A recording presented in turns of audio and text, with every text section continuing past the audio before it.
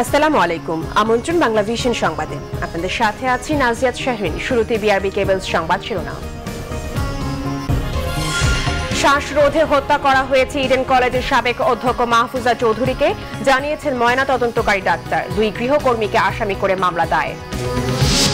ডাকসু নির্বাচনে তফসিল ঘোষণা, ভোট গ্রহণ ১১ মার্চ, মনোনয়নপত্র জমা ও যাচাই বাছাই ২৬ ফেব্রুয়ারি, প্রত্যাহারের শেষ দিন ২ মার্চ। খুলনায় রূপসা বাইপাস সড়কে ট্রাক চাপায় প্রাইভেট কারের আরোহী, গোপালগঞ্জ যুবলীগ ও ছাত্রলীগের ৫ নেতা নিহত। দেখছিলেন বিআরবি কেবলস সংবাদ শিরোনাম। এবারে বিস্তারিত। ইডেন মহিলা কলেজের সাবেক অধ্যক্ষ মাহফুজা চৌধুরীকে শ্বাসরোধ করে হত্যা করা হয়েছে বলে জানিয়েছেন ময়নাতদন্তকারী ডাক্তার সোহেল মাহমুদ। এদিকে মাহফুজা চৌধুরী হত্যার দায়ে তার ২ গৃহকর্মীকে আসামি করে নিউ মার্কেট থানায় মামলা দায়ের করা হয়েছে। রবিবার রাতে রাজধানীর এলিফ্যান্ট রোডের সুকন্যা টাওয়ারের বাসা থেকে মাহফুজা চৌধুরীর লাশ উদ্ধার করা হয়। রাতে বাসায় এসে স্ত্রীকে মৃত অবস্থায় পান তার স্বামী ইসমাত কাদির গামা। তার ধারণা কাজের মেয়ে স্বপ্না ও রেশমাই এই হত্যাকাণ্ড ঘটিয়েছে।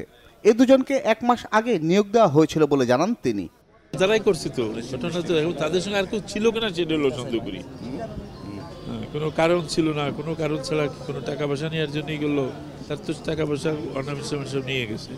এদিকে সোমবার সকালে মাহফুজা চৌধুরীর ময়নাতদন্ত করা হয়।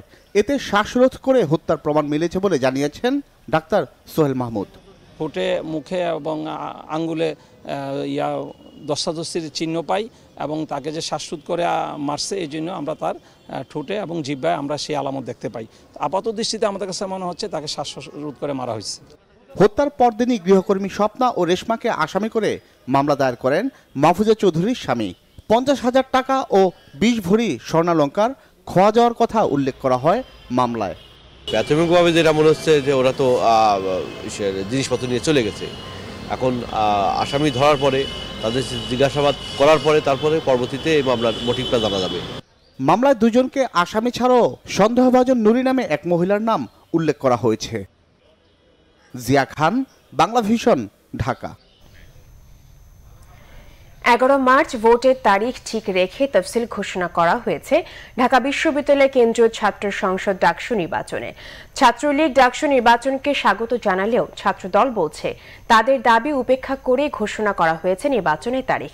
অন্যদিকে নির্বাচনকে স্বাগত জানালেও তা নিয়ে শঙ্কা প্রকাশ করেছে ছাত্র ইউনিয়ন।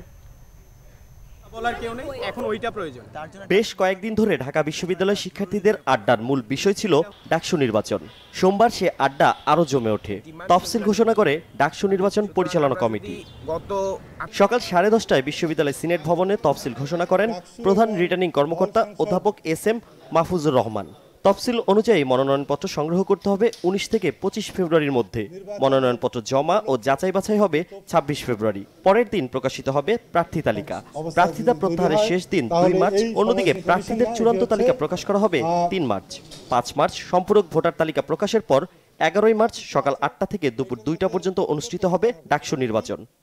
১১ মার্চ ২০১৯ সকাল ৮টা থেকে দুপুর ২টা পর্যন্ত ভোট গ্রহণ করা হবে।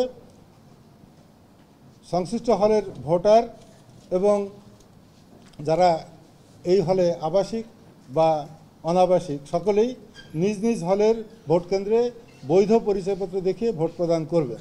এদিকে নির্বাচন নিয়ে ভিন্ন ভিন্ন মত দিয়েছে ছাত্র সংগঠনগুলোর নেতারা। তফসিল ঘোষণা করার পরেও ডাকসু নির্বাচন না হওয়ার ইতিহাস রয়েছে। সেজন্য আমরা মনে করি যে আমাদের দায়িত্ব এখনও শেষ হয়নি। আমরা যেদিন নির্বাচিত নেতৃত্বের হাতে ঢাকা বিশ্ববিদ্যালয়কে তুলে দিতে পারবো, ঢাকা বিশ্ববিদ্যালয়ের শিক্ষার্থীদের কাছে গণতান্ত্রিক ঢাকা বিশ্ববিদ্যালয় উপহার দিতে পারবো, সেদিনই আমাদের মনে করা হবে যে আমরা সফল হয়েছি। আজকে তফসিলের ব্যাপারটা এটা ছিল, দাবির মধ্যে ছিল যে তফসিলটা পিছিয়ে দিবে, কিন্তু এই আমাদের যে 7টা দাবি ছিল একটা দাবিও মান্য করা হয়নি। যে পরিবেশের মধ্য দিয়ে তফসিল ঘোষণা করলো বিষয়টা শুনতে খুব আনন্দের, কিন্তু একই সঙ্গে আশঙ্কারও বটে। এই কারণে আশঙ্কার যে বিশ্ববিদ্যালয় আমাদের অধিকাংশ সংগঠনের দাবিকে অগ্রাহ্য করার মধ্য দিয়ে তফসিল ঘোষণা করলো। দীর্ঘ 28 বছর পর ডাকসু নির্বাচন হচ্ছে, এমনটা ভেবে খুশি ঢাকা বিশ্ববিদ্যালয়ের সাধারণ শিক্ষার্থীরা।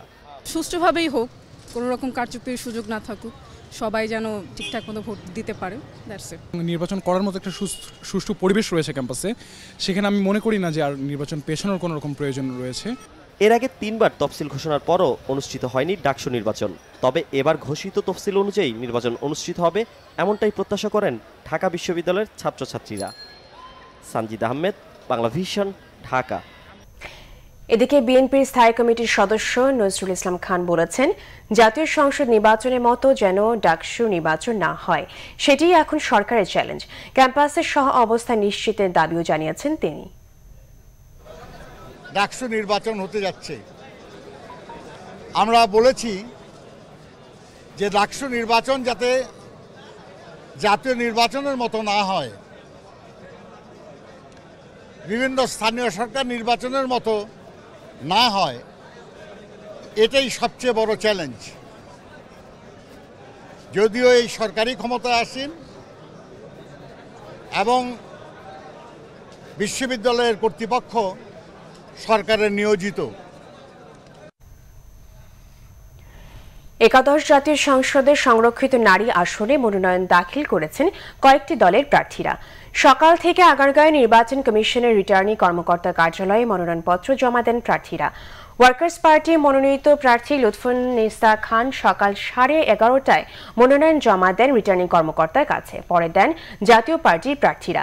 বিকেলে মনোনয়নপত্র জমা দেবে আওয়ামী লীগ। ইসির ঘোষিত তফসিল অনুযায়ী মনোনয়নপত্র বাছাই হবে আগামীকাল। 16 ফেব্রুয়ারি মনোনয়নপত্র প্রত্যাহারের শেষ দিন। দলীয়ভাবে এক পদে একাধিক প্রার্থী না থাকলে ওই দিনই চূড়ান্ত হবে সংরক্ষিত সংসদ সদস্য তালিকা, আর ভোট গ্রহণের তারিখ 4 মার্চ। নিয়ম অনুযায়ী একাদশ জাতীয় সংসদে আওয়ামী লীগ 43টি, জাতীয় পার্টি 4টি, বিএনপি 1টি, ওয়ার্কার্স পার্টি 1টি, অন্যান্য দল পাবে 1টি আসন।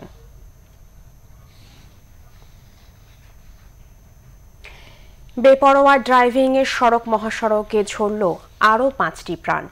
রবিবার রাতে খুলনার রূপসা সেতু এলাকায় ট্রাক চাপায় নিহত হয়েছেন প্রাইভেট কার আরোহী গোপালগঞ্জের 5 যুবলীগ ও ছাত্রলীগ নেতা।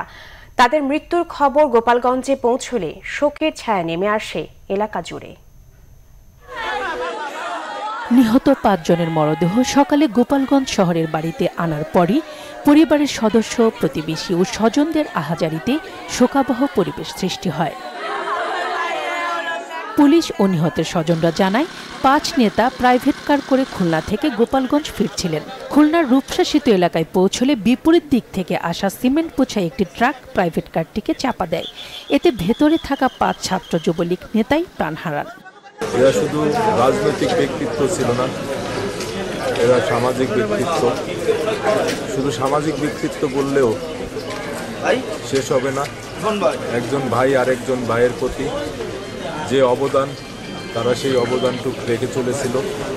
নিহতদের মধ্যে একজন এসএম সাদিকুল আলম সাদিক যুবলীগ নেতা, বাকি 4 জন ছাত্রলীগ নেতা মাহবুব হাসান বাবু, ওয়ালিদ মাহমুদ উৎসব, সাজু আহমেদ এবং অনিমুল ইসলাম গাজী। এরা 5 জনই বন্ধু ছিলেন। এই মর্মান্তিক মৃত্যু শুধু তাদের পরিবারকে না, সারা গোপালগঞ্জবাসীকে মর্মাহত করেছে এবং শোকান্বিত। এই প্রাণগুলো 5টা তাজা প্রাণ চলে গেল। আমাদের দেশের সড়ক নিরাপত্তার দাবিতে সরকার সহ বিভিন্ন সামাজিক, রাজনৈতিক, সাংস্কৃতিক সংগ্রাম আন্দোলন করছে মানুষের জানমাল ফেরানোর জন্য। বাদ জোহর গোপালগঞ্জ শেখ ফজলুল হক মনি স্টেডিয়ামে তাদের নামাজে জানাজা অনুষ্ঠিত হয়। এদিকে সোমবার সকালে খুলনার চকনগরে যাত্রীবাহী বাস খাদে পড়ে এক স্কুল ছাত্রী নিহত হয়েছে। Bangla vision news desk. সাংবাদিক দম্পতি সাগর সারোয়ার ও মেহরুন রুনি হত্যাকাণ্ডের 7 বছর আজ। এই দীর্ঘ সময়ও মামলার তদন্ত প্রতিবেদন দাখিল হয়নি। 62 বার তদন্ত প্রতিবেদনের দিন পেছানো হয়েছে। এ পর্যন্ত 6 জন কর্মকর্তা মামলা তদন্ত করেছেন, কিন্তু দৃশ্যত কোনো ফলাফল আসেনি। আগামী 17 ফেব্রুয়ারি ঢাকার মুখ্য মহানগর হাকিমের আদালতে এই মামলার তদন্ত প্রতিবেদন দাখিলের জন্য দিন ধার্য আছে। হত্যাকাণ্ডের বিচার হবে এমন আশা একরকম ছেড়েই দিয়েছেন মামলার বাদী রুনির ভাই নওশের আলম। মামলাটি বর্তমানে র্যাব সদর দপ্তরের সহকারী পরিচালক এএসপি শাহিদা রহমান তদন্ত করছেন। এর আগে তদন্ত করেছেন র্যাব সদর দপ্তরের সহকারী পরিচালক মহিউদ্দিন আহমেদ। 2012 সালের 11 ফেব্রুয়ারি রাজধানীর পশ্চিম রাজার বাজারে ভাড়া বাসায় নির্মমভাবে খুন হন মাছরাঙ্গা টেলিভিশনের বার্তা সম্পাদক সাগর সারোয়ার ও 18 বাংলার জ্যেষ্ঠ প্রতিবেদক মেহরুন রুনি। জাহলাম বা যে কারো বিনা অপরাধে কারাভোগ কালিমা লেপে দেয় রাষ্ট্রের গায়ে। প্রশ্নবিদ্ধ করে আইন শৃঙ্খলা বাহিনী, বিচার বিভাগ সহ রাষ্ট্রের প্রতিষ্ঠানগুলোকে। এমনই অভিমত আইনজীবী ও মানবাধিকার কর্মীদের। এসব ঘটনায় জড়িতদের শাস্তি নিশ্চিতের পাশাপাশি ভুক্তভোগীদের ক্ষতিপূরণের তাগিদ দিয়েছেন তারা। বিনা দোষে ৩ বছর জেল খেটেছেন একজন জাহালম। দেশের মানুষ আঙুল তুলল দুদক ও আইন শৃঙ্খলা বাহিনীর দিকে। জাহালমের মতো অনেকেই এদেশে বিনা অপরাধে কারান্তরীণ। গণমাধ্যমে খবর প্রচার হওয়ায় মুক্তি মিলেছে কারো কারো, কিন্তু বিনা অপরাধে জেলের ঘানি টানা অন্য যাদের ব্যাপারে কোনো খবর হয়নি, কেউ জানে না তাদের খবর। কারাবাসী যেন তাদের নিয়তি। আবার নির্দোষ বাদল ফরাইজিকে দেশে আনা হলেও আইনি জটিলতায় কারাভোগ করতে হয় মাসের পর মাস। যাদের গাফলতিতে নিরপরাধ মানুষের এমন কারাভোগ, তারা থেকে যাচ্ছে ধরাছোঁয়ার বাইরে। ডিউ লিগ্যাল প্রসেস ছাড়া একটা ব্যক্তিকে আপনি একটা দিনের জন্য কারাগারে যদি আটক রাখেন, সেটা হচ্ছে সংবিধানে তার মৌলিক অধিকারের লঙ্ঘন হচ্ছে। শুধু ব্যাংক বা দুদকের কর্মকর্তারা ভুল করছেন তদন্তে তা নয়, আদালতেরও ভুল আছে, আদালতেরও গাফিলতি আছে। আমি বলবো ভুল তো না, কারণ তারা চাইলে আইডেন্টিফাই করতে পারতেন। তিনি দেখছেন আদালতের মধ্যে সে লোকটি দাবি করছে যে আমি যাহা আলম, আমি সেই ব্যক্তি না। তো কোনো সেটা এই ইনফরমেশনটা পাওয়ার পরে সেটা নিয়ে তো বসে থাকার মতো বিষয় না। ডিএনএ টেস্টের জন্য অর্ডার করার সুযোগ নাই, আইনে পারবে না, এরকম কোনো বাধা নিষেধ তো নাই। স্টেট মেশিনারিজগুলো যখন এরকম ইনজাস্টিসগুলো করছে, সেখানে মানুষের প্রোটেকশনের জায়গাটা নতুন করে ভাবার ব্যাপার আছে। আমি তো কিছু জানি না, আমি তো কোনো ব্যাংকে যাই নাই, আমি জজ ছাড়াও বলছি, কিন্তু জজও আমার কথা শুনে নাই। এসব নির্দোষ মানুষকে কারাগারে শাস্তির সঙ্গে অনেক দুর্ভোগ সইতে হয়। তার পরিবারটির ওপর নেমে আসে দুর্দশা। জেল থেকে বেরিয়ে আসার পর দুধ দিয়ে গোসল করিয়ে জাহালমদের শনিমুক্ত ভাবা হলেও এই সমাজ তাদের দুধে ধোয়া মনে করে না। দুদকের আজকে যে ঘটনাটা ঘটেছে জাহালামের, সেখানে কিন্তু অলরেডি আমরা আয়োকে দোষী করব। এটা চোখের সামনে আছে, এটা কোনো রকম ইয়ে না যে পেছনে কি আছে, কি ঘটলো, এটা ভুল শব্দ বলে কোনো শব্দ আমরা এখানে জানতে চাই না। কারণ কতগুলো জায়গা আছে যে ভুল শব্দ হতে পারে না, সেটা হচ্ছে নির্দোষ ব্যক্তির ক্ষেত্রে। সুতরাং এখানে আয়ও জড়িত আছে, প্রসিকিউশন জড়িত আছে, এবং আমরা জানি যে ব্যাংক জড়িত আছে।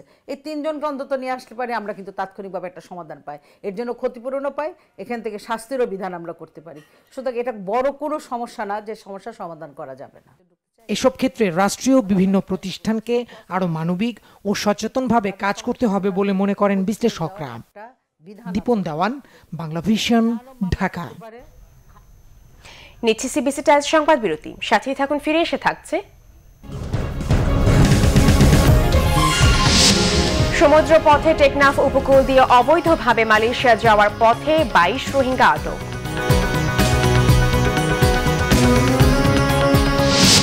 চেলসিকে গোল বন্যায় ভাসিয়ে প্রিমিয়ার লিগের শীর্ষে ম্যান সিটি, এগিয়ে ছুঁলেন শেয়ারের রেকর্ড হ্যাট্রিক।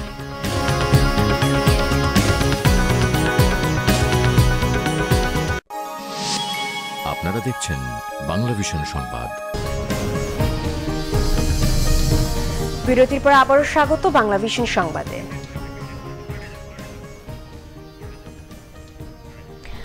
সমুদ্রপথে টেকনাফ উপকূল দিয়ে অবৈধভাবে মালয়েশিয়া যাওয়ার পথে 22 রোহিঙ্গাকে আটক করেছে বিজিবি। এরা সবাই উখিয়ার কুতুপালং ও বালুখালী রোহিঙ্গা শিবিরের বাসিন্দা। তাদেরকে আবার রোহিঙ্গা শিবিরে ফেরত পাঠানো হয়েছে। দালালদের মোটা অঙ্কের টাকা দিয়ে মালয়েশিয়া যাওয়ার চেষ্টা করছিল তারা।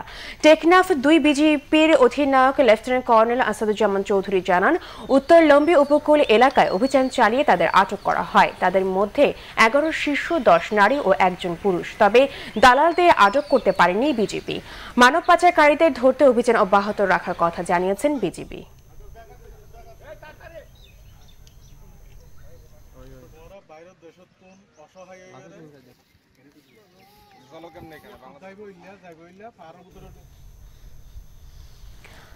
গণপ্রতিনিধিত্ব আদেশ 2019 এর খসড়ার অনুমোদন দিয়েছে মন্ত্রিসভা। প্রধানমন্ত্রী শেখ হাসিনার সভাপতিত্বে মন্ত্রিসভার বৈঠকে এ অনুমোদন দেওয়া হয়। এছাড়াও প্রাণী কল্যাণ আইনের খসড়া চূড়ান্ত অনুমোদন দিয়েছে মন্ত্রিসভা। সকাল 10:30টায় প্রধানমন্ত্রী তেজগাঁও কার্যালয়ে এই বৈঠক অনুষ্ঠিত হয়। এতে উপস্থিত ছিলেন মন্ত্রী, প্রতিমন্ত্রী, উপমন্ত্রী সহ সংশ্লিষ্ট মন্ত্রণালয়ের সচিবরা। বৈঠকের পর সচিবালয় বৈঠকে সিদ্ধান্তগুলো জানান মন্ত্রিপরিষদ সচিব মোহাম্মদ শফিউল আলম।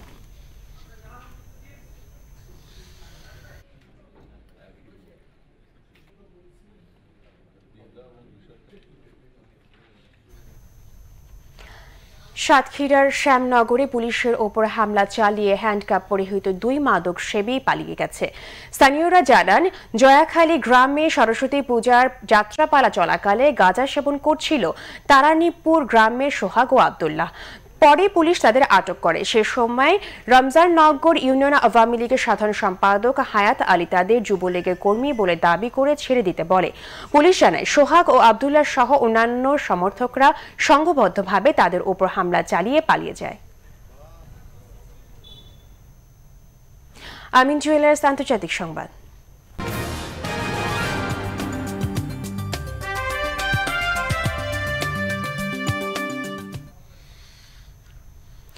সিরিয়ার পূর্বাঞ্চলের প্রদেশ দেইর আজ-জোরে আইএসের 41টি ঘাঁটি দখল করেছেন মার্কিন সমর্থিত কুর্দি বাহিনী। তবে জঙ্গিরাও পাল্টা প্রতিরোধ করে তোলায় দুপক্ষের মধ্যে চলছে তীব্র সংঘর্ষ।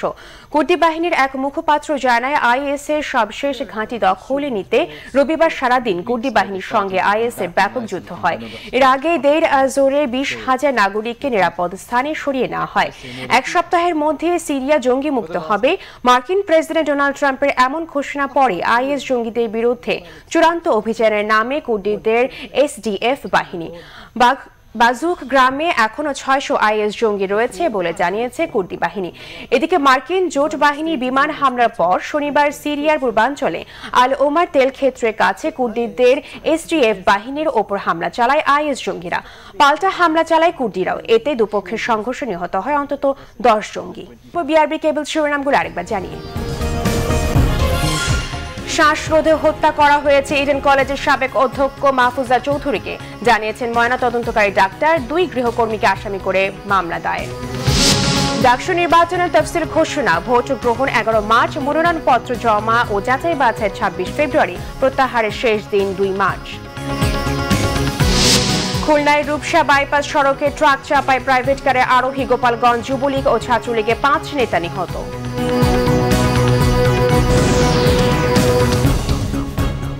এই ছিল এখনকার মতো। পরের সংবাদ বিকেল 4টায়, তার আগে 3টায় রয়েছে নিউজ টপ 10। দেখার আমন্ত্রণ রইল। এছাড়া ফেসবুকে বাংলাভিশন সংবাদ সরাসরি দেখতে লগ ইন করতে পারেন facebook.com/বাংলাভিশনে। এতক্ষণ সাথে থাকার জন্য ধন্যবাদ সবাইকে।